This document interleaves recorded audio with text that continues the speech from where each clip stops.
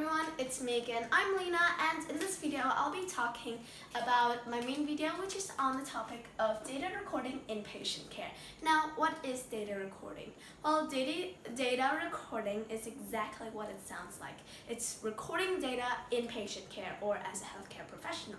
Now, as a pediatrician, as my dream job is becoming a pediatrician, I must make sure that I do all of the correct steps to record data and make sure that the data that I record and put into their medical history, their medical record, is accurate and precise. So that is the reason why I am making this video. Now in this video, I'll be discussing three main parts. The first part is about the ways to record data. The second part is the key aspects of data recording in patient care, and finally, for the third part, I will be discussing over the key components of data recording in patient care, where I'll be discussing and explaining what is the CARAT framework. Now let's get started on the first part, which is ways to record data. Now there are many traditional and more modernized technology and ways to record data, but some of the most used is EHR and EMR.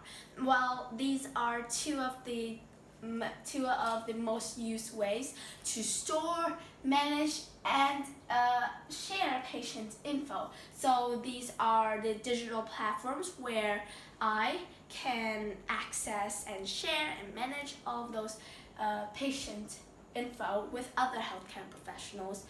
So what is EHR and EMR? What does it stand for? Well, EHR is electronic health records and EMR is electronic medical records. So they are alike in some ways and different in some ways. So I'll be talking about that in my essay.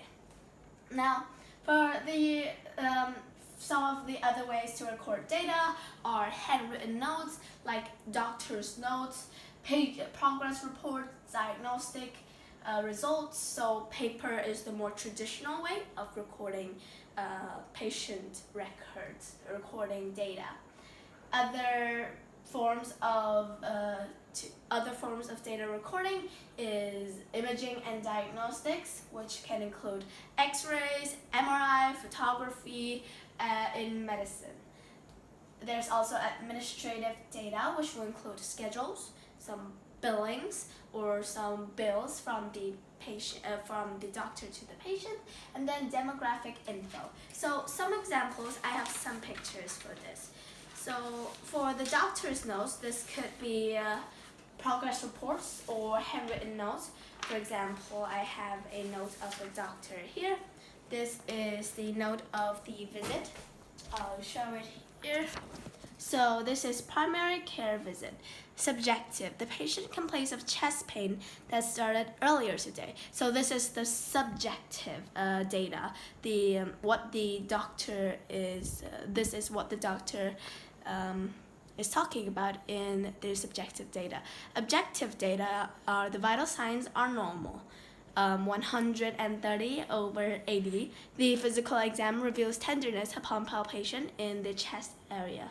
No other abnormalities noted. So this is a kind of report, a kind of note that the doctor takes when a patient goes for a checkup. Now you might see there is the subjective and the objective. The assessment is and the plan, we already know what those are, but what are subjective and objective data?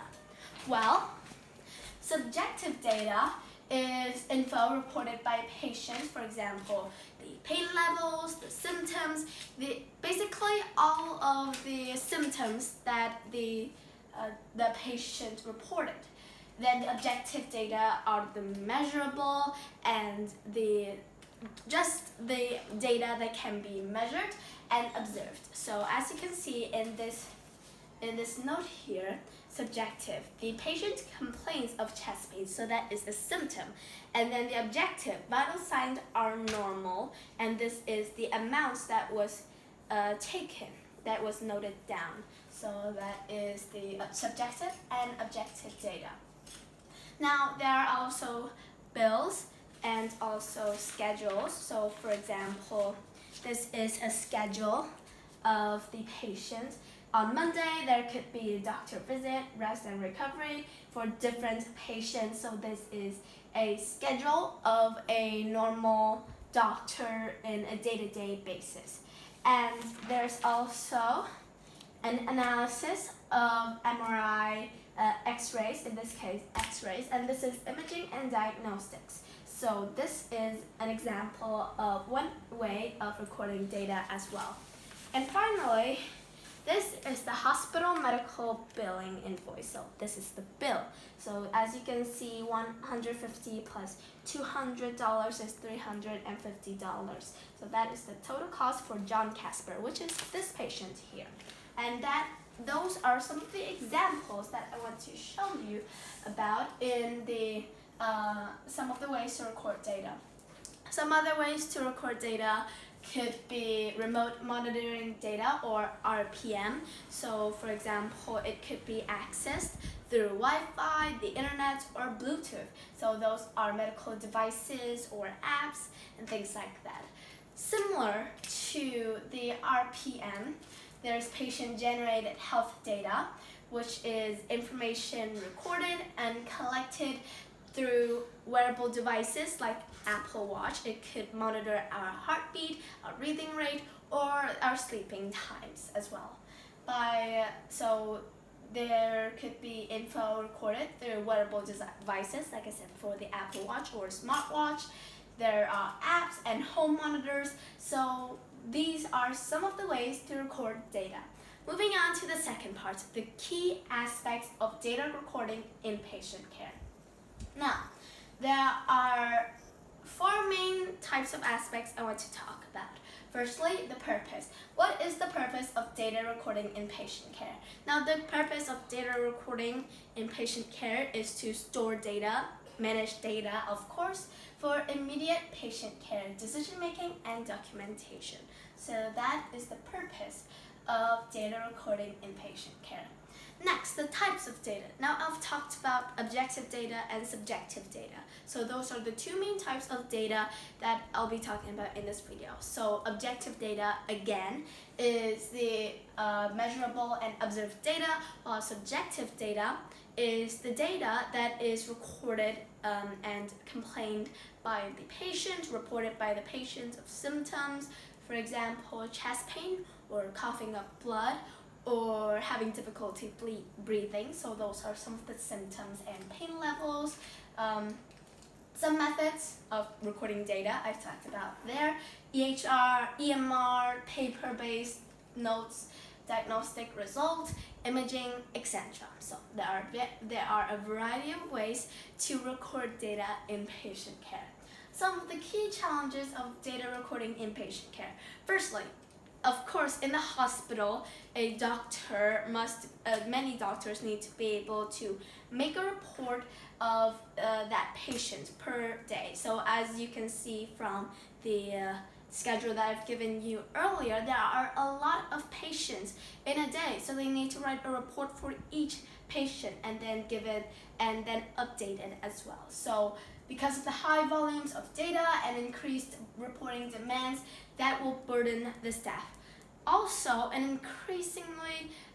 there is an increasing problem of data security against cyber threats. So cyber threats can include the hacker telling the hospital to give some ransom money so they could give the data back to the hospital, or they will release it onto the internet, which is a high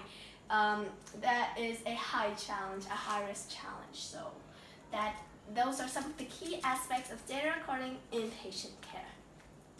Finally, some of the key components of data recording in patient care. Firstly, patient ID.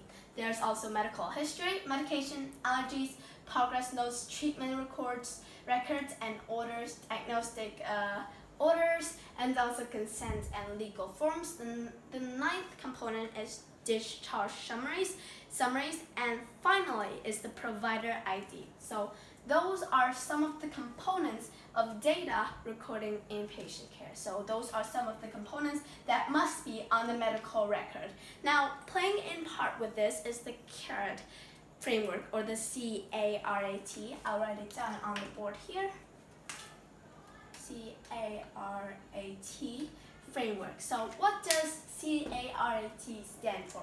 Well, it stands for complete, accurate, relevant, accessible, and timely. Now, firstly, complete. Complete is containing all the necessary information for identifying the patient. So, for example, their height, what is their gender, and also their past medical, surgical, family, and social and allergies history. That is the complete. There's also accurate, which is information. The information in the medical record must be precise and correct, which will play into relevant, which is fitting to the patient's current care. The fourth part is accessible, which is that component means that it must be easily accessible and easily accessed by medical professionals and medical providers as well. There's also timely, which is it must be updated consistently and constantly after the treatment. So it must be updated as soon as possible after a treatment, and that is the job of a healthcare provider. Now, that moves us to the last part, which is the fun fact. Well, did you know that an average healthcare professional goes through like roughly 50% of their time is used for data recording and making reports for documentation and data entry alone?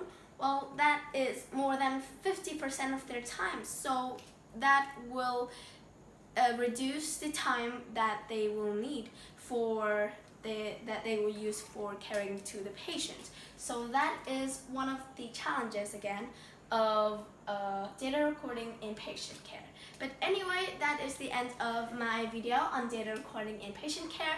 I hope that you learned something new from this video or just review some of the things that you have learned. Thank you again for listening to my video, and I hope to see you soon. Goodbye!